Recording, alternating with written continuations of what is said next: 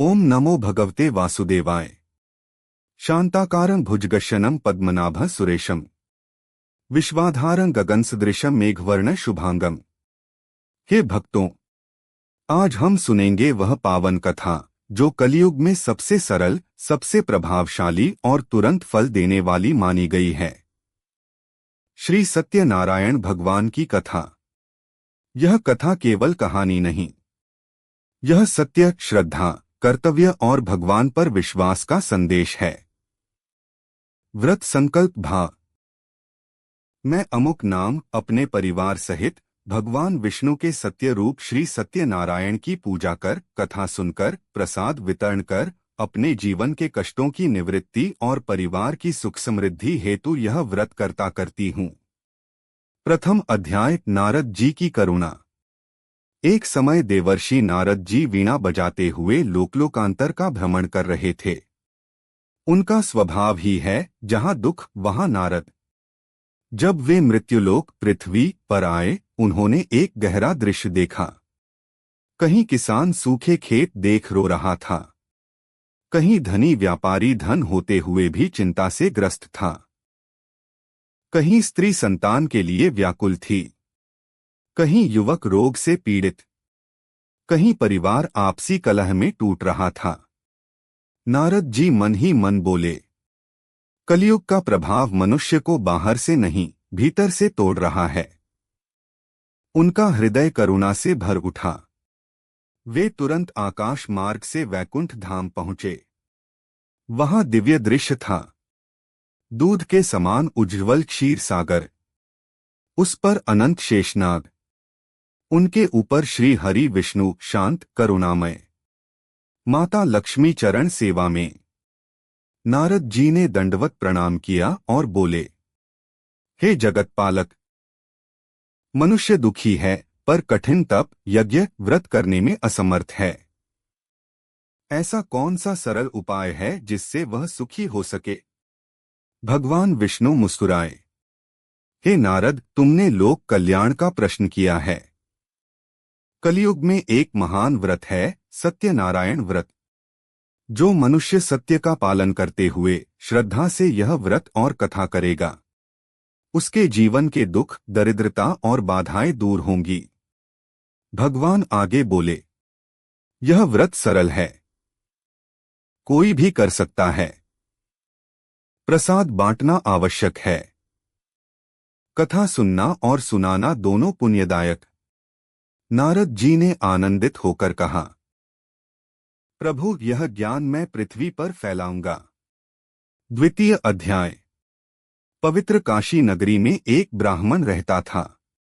धर्मात्मा था पर अत्यंत गरीब। सुबह घर से निकलता, भिक्षा देही, पर कई बार कटोरा खाली लौटता। उसकी पत्नी आंखों में आंसू लेकर पूछती, आज कुछ मिला? वह मुस्कुराकर कहता, भगवान है न। एक दिन दोपहर को वह अत्यंत थका बैठा था। तभी एक वृद्ध तेजस्वी ब्राह्मण वहां आए, स्वयं भगवान विष्णु। उन्होंने पूछा, क्यों उदास हो? ब्राह्मण, गरीबी से जीवन भारी हो गया है।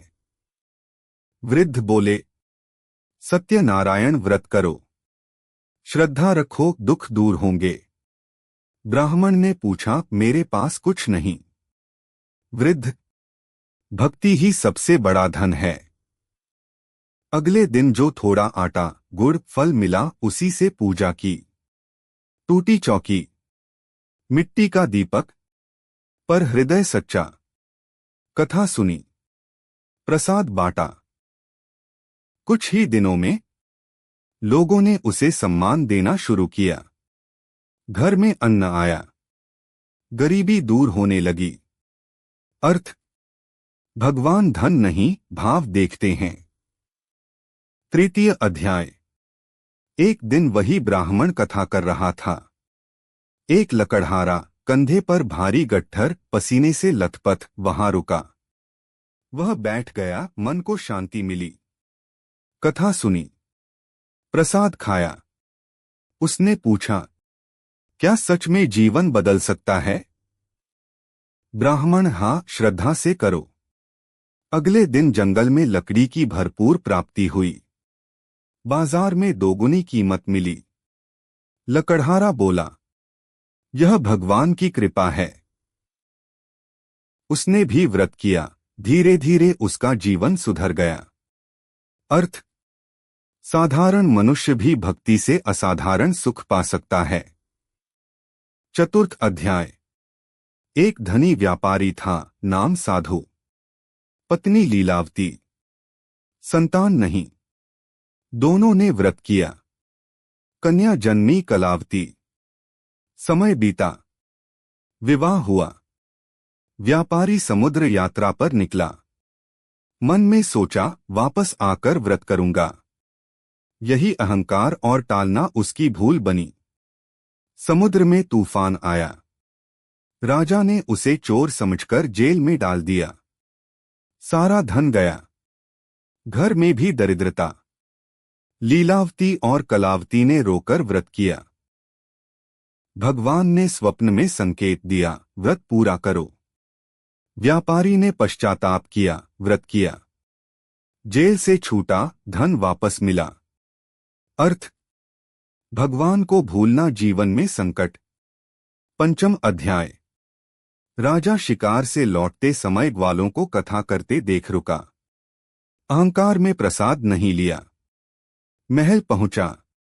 राज्य संकट, धन हानि, परिवार रोगी। उसे समझ आया, मैंने भगवान का अपमान किया। व्रत किया, प्रसाद लिया, सब सुधरा। अर्थ, अहंकार पतन, प्रसाद कृपा। शास्त्रों में कहा गया है, जो भक्त श्रद्धा, विश्वास और सत्य भाव से श्री सत्यनारायण व्रत करता है, कथा सुनता है और प्रसाद ग्रहण कर दूसरों में बांटता है, उसे मिलता है दरिद्रता से मुक्ति, रोगों से राहत, संतान सुख, पारिवारिक शांति, व्यापार और कार्यों में सफलता, मन की चिंता दूर, घर में लक्ष्मी का वास। परंतु जो प्रसाद का अनादर करता है, कथा को तुच्छ समझता है या केवल दिखावे से करता है, उसे बाधाएं और दुख मिलते हैं। अब सबसे महत्वपूर्ण भाग। जिन पात्रों ने यह व्रत किया, उनका आगे जीवन कैसा हुआ। 1. देवर्षि नारद। नारद जी ने यह ज्ञान संपूर्ण पृथ्वी पर फैलाया। जहां जहां उन्होंने यह कथा सुनाई, वहां लोगों के दुख दूर हुए। नारद जी स्वयं इस व्रत के प्रथम प्रचारक बने। 2. निर्धन ब्राह्मण। जिस ब्राह्मण ने पहले भीख मांगकर जीवन बिताया, वह धीरे धीरे धनवान तो बना ही, साथ ही सम्मानित विद्वान भी बना। उसका घर भक्ति का केंद्र बन गया। लोग उससे कथा सुनने आने लगे। उसने जीवन भर सत्य मार्ग अपनाया और अंत में विष्णु लोक को प्राप्त हुआ। 3. लकड़हारा। वह साधारण मजदूर से एक सुखी गृहस्थ बना। उसने कभी व्रत छोड़ना नहीं। उसके घर में कभी अन्न की कमी नहीं हुई। उसके बच्चे भी धर्म मार्ग पर चले। अंत समय में भगवान का स्मरण करते हुए उसे मोक्ष मिला। 4. व्यापारी साधु लीलावती और कलावती। व्यापारी ने जीवन की सबसे बड़ी शिक्षा सीखी। भगवान को टालना नहीं चाहिए। उसने प्रतिमाह व्रत करना शुरू किया। उसका व्यापार पहले से अधिक बढ़ा। घर में सुख शांति आई। कलावती और उसका पति भी धर्म मार्ग पर चले। पूरे परिवार ने अंत समय में विष्णु धाम प्राप्त किया। 5. राजा तुंगध्वज। राजा ने अहंकार त्याग दिया। वह न्यायप्रिय, दयालु और धर्मात्मा शासक बन गया। उसके राज्य में सुख, वर्षा, समृद्धि बनी रही। उसने भी अंत में भगवान का धाम पाया। हे सत्यनारायण भगवान, हमारे जीवन में भी सत्य का प्रकाश फैलाइए। हमसे जाने अनजाने हुई भूलों को क्षमा कीजिए। हमारे घर में धर्म, प्रेम, शांति और समृद्धि स्थापित कीजिए। जो भक्त सच्चे मन से यह कथा सुनता है, उसके जीवन के अंधकार दूर होते हैं।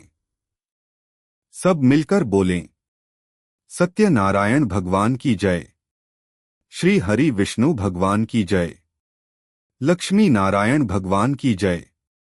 यदि आपको श्री सत्यनारायण भगवान की यह पावन कथा अच्छी लगी हो, वीडियो को लाइक करें ताकि भगवान का संदेश और लोगों तक पहुंचे।